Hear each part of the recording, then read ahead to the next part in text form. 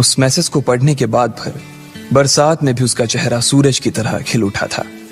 Lucky ने इस message को पढ़कर खत्म किया ही था कि उसके फोन पर बारिश की बूंदें जमा होने लगी थीं। लकी ने थोड़ी देर की खुशी मनाने के बाद याद किया कि वो सच में गरीब नहीं था। असल में उसके परिवार ने उसे एक परीक्षा में डाल रखा था जिसका नाम था गरीबी अभ्यास परीक्षा। इस परीक्षा के तहत लकी को अग्रवाल खानदान में उसके नाम की जमीन और जायदाद पर तभी हक मिलने वाला था जब वो इस परीक्षा को पास कर लेता। अचानक से उसे याद आया कि वो गरीब नहीं था बल्कि गरीब होने की परीक्षा दे रहा था। हालांकि परीक्षा देते देते उसे 8 बरस हो चुके थे, इसलिए उसे एहसास होने लगा था कि वो कभी परीक्षा को पास ही नहीं कर पाएगा और हमेशा हमेशा के लिए गरीब ही रह जाएगा। अच्छा हुआ चली गई, अब मिलना कभी। लकी ने होटल की तीसरी मंजिल की ओर देखा और पानी के अंदर ही अपना पैर पटक दिया। वो डिंपल को कोस रहा था। उसने अपनी मोटरसाइकिल उठाई और फिर से चमन मेडिकल स्टोर जाने के लिए मुड़ में लगा। अगले दिन जब लकी की आंख खुली तो वो सीधा उठा और तैयार होकर शहर के सबसे बड़े बैंक न्यू सिटी बैंक पहुंच गया। न्यू सिटी बैंक न सिर्फ शहर का सबसे बड़ा बैंक था बल्कि वो सबसे अमीर बैंक भी था। वहां पर शहर के सबसे अमीर लोगों के ही पैसे जमा किए जाते थे। लकी वहां पैसे को निकलवाने के लिए जा रहा था। New city bank south Delhi में बसा हुआ था और उसके दरवाजे के बाहर महंगी से महंगी गाड़ी खड़ी थी। भाई अब इसमें से कौन सी नई गाड़ी लेगा, लकी ने मन ही मन सोचा। उसे यकीन नहीं हो रहा था कि कल तक तो वो एक मोटरसाइकिल तक नहीं खरीद पा रहा था और आज वो एक कार, और वो भी इतनी महंगी कार खरीदने की सोच रहा था। फिर उसने अपनी नजर गाड़ी पर से हटाई और बैंक के अंदर जाने लगा। उसने देखा कि बाहर बहुत भीड़ थी और महंगे से महंगे कपड़े पहने लोग बैंक के अंदर जा रहे थे। कहाँ दवाओं की बदबू और कहाँ ये खुशबू। उसने एक बहुत ही गहरी सांस के अंदर ज्यादा से ज्यादा खुशबू को समेटने की कोशिश करते हुए अपने मन में सोचा, लेकिन अगले ही पल उसके मन में संकोच पैदा हो गया था। रातों रात लकी की किस्मत तो बदल गई थी, लेकिन उसके कपड़े नहीं बदल पाए थे। इतने बड़े बैंक में वो वही कपड़े पहनकर आ गया था जो वो अक्सर अपने काम पर पहनकर जाता था। पैसे लेते ही ना सबसे पहले नए कपड़े खरीदने हैं, लकी ने अपने आप से कहा और फिर बैंक के अंदर दाखिल होने लगा। जैसे ही उसने दरवाजे को धक्का दिया उसे आवाज आई, आउच! लकी थोड़ा सा हड़बड़ी में दिखाई दे रहा था और इस जल्दबाजी के चक्कर में वो एक लंबे बाल वाली लड़की से जा टकराया था जो कि उसके बगल में ही चल रही थी। माफ करना, मैं आपको देख नहीं पाया, सॉरी। लकी ने तुरंत उससे हाथ जोड़कर माफी मांगते हुए कहा। उस लड़की ने इतने अच्छे कपड़े पहन रखे थे कि उसे देखकर ही लग रहा था कि वो किसी अमीर घराने की लड़की थी, इसलिए सॉरी बोलते वक्त ना चाहते हुए भी लकी के हाथ उसके सामने जुड़ गए थे। लेकिन जब उस लड़की ने लकी के कपड़े और उसके हुलिये को देखा तो उसने अपनी नाक भौं सिकोड़ ली। वो लगभग हर रोज इस बैंक में आया और जाया करती थी, लेकिन उसने आज तक इस बैंक के अंदर लकी जैसे फटीचर आदमी को घुसते हुए नहीं देखा था। उसके बालों में से आंवले के तेल की गंध आ रही थी। उसने गुस्से भरी नजरों से लकी की ओर देखा और बोली, क्यों नहीं देख पाए? मैं क्या ट्रांसपेरेंट हूं? तुम्हें इतनी बड़ी लड़की दिखाई नहीं देती? इससे पहले कि बात आगे बढ़ती, उस लड़की ने देखा कि इस बैंक की मैनेजर यास्मीन पटेल उन दोनों की ओर बढ़ी चली आ रही है। उसने भी लकी को देखकर वैसी ही शक्ल बनाई थी जैसी शक्ल उस लंबी लड़की ने बनाई थी।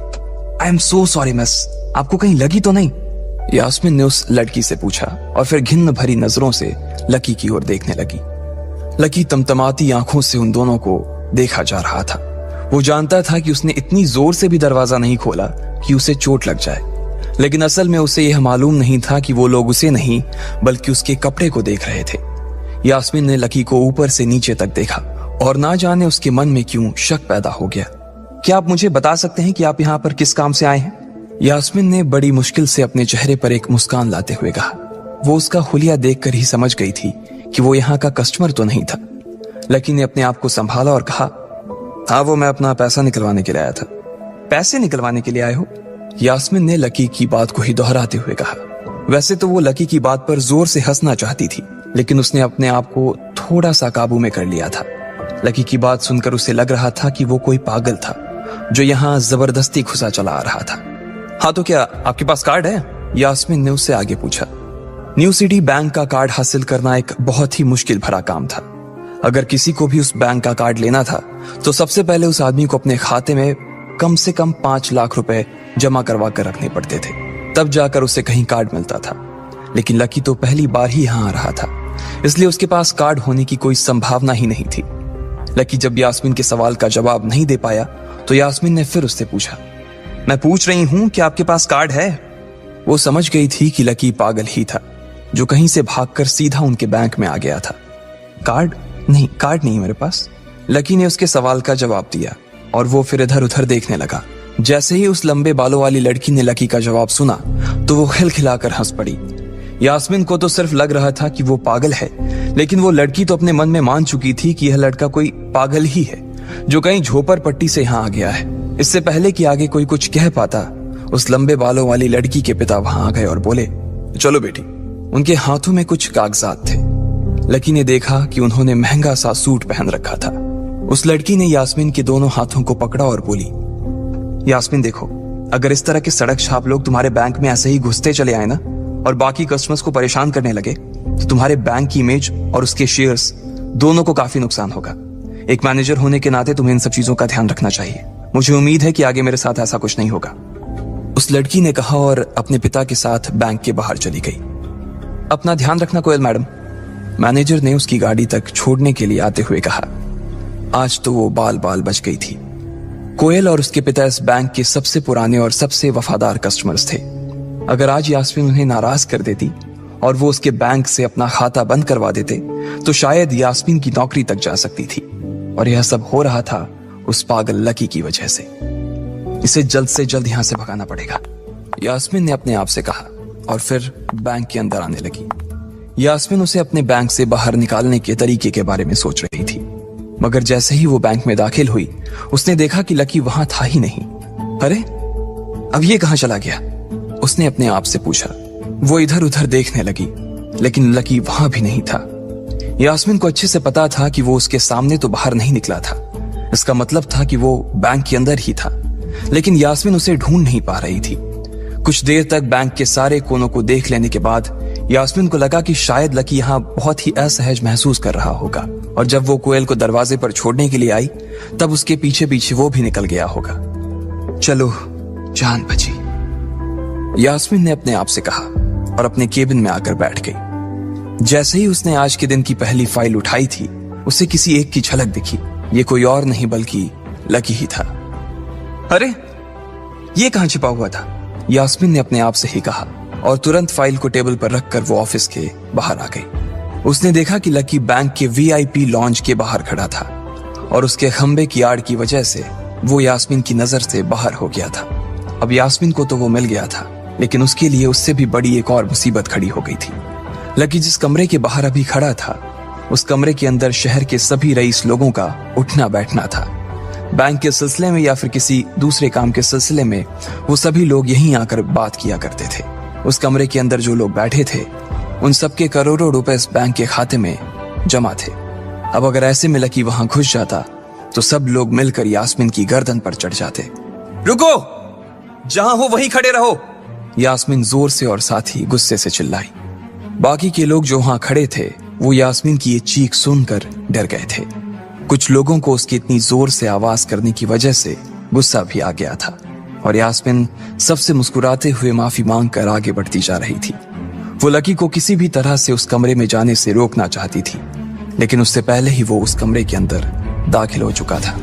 अरे यार, ये आदमी है या गधा? यास्मीन ने अपना ही सिर पीटते हुए कहा और वो भी उस कमरे के दरवाजे की ओर बढ़ने लगी। उसने उस कमरे का दरवाजा खोलने की कोशिश की, लेकिन वो अंदर से लॉक हो गया था। बाप रे, ये कैसा आदमी है? बिना परमिशन के अंदर घुसा तो घुसा, लेकिन दरवाजा भी अंदर से बंद कर लिया। अब यास्मीन की सांसें फूलती जा रही थी। उसे बहुत डर लग रहा था। उसका जी यह सोचकर घबराए जा रहा था कि ना जाने अंदर लकी और उस रिलेशन मैनेजर के बीच क्या हो रहा होगा। इधर जैसे ही लकी कमरे में दाखिल हुआ, वहां का कस्टमर रिलेशन मैनेजर जो कि सोफे पर फैला हुआ था, वो उसे देखते ही अचानक सीधा बैठ गया। हेलो सर, कैसे हैं आप? उसके मुंह से बिना लकी को देखते हुए ये शब्द निकले। उसे याद था कि इस कमरे में कुछ खास लोग ही आते थे और जो भी आते थे यास्मीन उनके आने की खबर उसे पहले ही दे देती थी।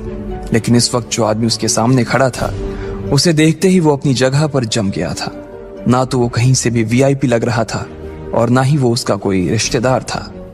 कौन हो भाई तुम? क्या चाहिए तुम्हें? उस मैनेजर ने 20 साल के जवान लड़के को देखते हुए कहा, मैं यहाँ अपना पैसा लेने आया हूँ। लकी ने सीधे मुद्दे की बात को मैनेजर के सामने रखते हुए कहा, तुम्हारे पास हमारा सुप्रीम कार्ड है? मैनेजर ने उससे ऊपर से नीचे तक देखा और पूछा, नहीं नहीं, मेरे पास कोई कार्ड नहीं है। लकी ने कहा, तो फिर हम तुम्हें कोई पैसा नहीं दे सकते। चलो अभी दरवाजा खोलो और सीधा बाहर निकलो। मैनेजर ने कहा और सोफे पर से उठ गया। नहीं, मैं अपना पैसा लिए बिना नहीं जाऊंगा यहां से। लकी भी जिद पर अड़ गया। अरे बोला ना, बिना कार्ड वाले को पैसा नहीं मिलता है, और वो भी पैसा होगा तब तो मिलेगा ना। मैनेजर ने उसके करीब आते हुए कहा, अरे पैसा है तभी तो निकालने आया हूं सर। लकी ने कहा, देख फालतू की बहस मत कर सुबह सुबह, वरना मैं सिक्योरिटी को बुला लूंगा तो वो लोग मार मार कर बाहर निकालेंगे तुझे। लकी यह सुनकर घबरा गया था। मैनेजर के चेहरे का गुस्सा उसे साफ नजर आ रहा था, लेकिन ऐसा भी नहीं था कि वो झूठ बोल रहा था। भले ही उसके पास कार्ड नहीं था, लेकिन इसका मतलब ये नहीं था कि वो अग्रवाल खानदान का लड़का नहीं था। जैसे जैसे मैनेजर उसकी ओर बढ़ता चला जा रहा था, लकी का डर भी बढ़ता जा रहा था। मैनेजर को लग रहा था कि वो कोई संकी था और वो उसे धक्का मारकर बाहर निकालने के लिए आगे बढ़ ही रहा था कि अचानक घबराए हुए लकी के दिमाग में एक आइडिया आया। फिंगरप्रिंट! उसने अपना अंगूठा कमरे में मौजूद उस मैनेजर के सामने उठाते हुए कहा। फिंगरप्रिंट? कौन सा फिंगरप्रिंट? मैनेजर ने चौंकते हुए पूछा। अरे अरे आपने कहा ना कि आपको कार्ड चाहिए, पर मेरे पास कार्ड नहीं है, फिंगरप्रिंट है, और मुझे मालूम है कि आपके यहाँ फिंगरप्रिंट से भी पैसे निकलते हैं। यह कहते ही लकी ने एक राहत की सांस ली थी, लेकिन मैनेजर को यह समझ नहीं आ रहा था कि आखिर लकी को फिंगरप्रिंट की जानकारी मिली कैसे। तुम फिंगरप्रिंट यूज करना चाहते हो? मैनेजर ने लकी को घूरते हुए पूछा। लकी की शक्ल और उसका हुलिया मैनेजर के लिए उसकी बातों से मेल नहीं खा रहा था। हाँ, मैं फिंगरप्रिंट यूज करना चाहता हूं सर, लकी ने सीना चौड़ा करते हुए कहा। उसे इस तरह देख तो मैनेजर और भी कंफ्यूज हो गया था। मैनेजर ने सोचा कि उसे एक चांस देना चाहिए, इसलिए उसने लकी को फिंगरप्रिंट इस्तेमाल करने की इजाजत दे दी थी। वो अपनी टेबल के पास गया और उसके दराज में फिंगरप्रिंट वाली मशीन ढूंढने लगा।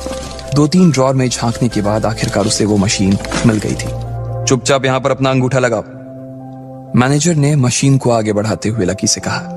लकी ने अपनी फटी हुई पैंट के पिछले हिस्से में अपना अंगूठा पोंछा और फिर उस मशीन पर लगा दिया। 2 सेकंड बाद मशीन में से एक आवाज आने लगी। उसके अंदर एक लाल बत्ती चल रही थी और वो जोर जोर से बीप कर रही थी। देखा, तुम्हारा फिंगरप्रिंट मैच नहीं कर रहा है। मैंने पहले ही बोला था कि कोई खाता नहीं है इस बैंक में तुम्हारा। मैनेजर ने लकी को ऐसे देखा जैसे वो कोई बड़ा अपराधी था। मैनेजर उसकी पैंट की ओर देखने लगा। उसे लग रहा था कि लकी ने अपनी जेब में कोई हथियार छुपा रखा था और वो मैनेजर को बेवकूफ बना रहा था। इससे पहले कि लकी अपनी जेब से कोई बंदूक या बम निकालता, मैनेजर ने अपना फोन निकाला और पुलिस का नंबर लगाने लगा। लकी ने उसकी स्क्रीन पर देख लिया था कि वो 100 नंबर पर फोन लगा रहा था। लकी बुरी तरह से घबरा गया था। वो बहुत ही उत्साह और जोश में अंदर तक तो चला गया था, लेकिन उसे मालूम नहीं था कि वो इतनी बड़ी मुसीबत में फंसने वाला है। अब आगे क्या होने वाला था? क्या लकी उसे पुलिस को बुलाने से रोक पाता? कहीं उसे कोई फेक मैसेज तो नहीं आया था? लकी कैसे इन मुसीबत से बाहर निकलेगा? आपको क्या लगता है, क्या होंगे इन सभी सवालों के जवाब? कमेंट बॉक्स में कमेंट करके जरूर बताएं, और सभी सवालों के जवाब को जानने के लिए सुनते रहिए इंस्टा मिलीनियर सिर्फ पॉकेट एफएम पर।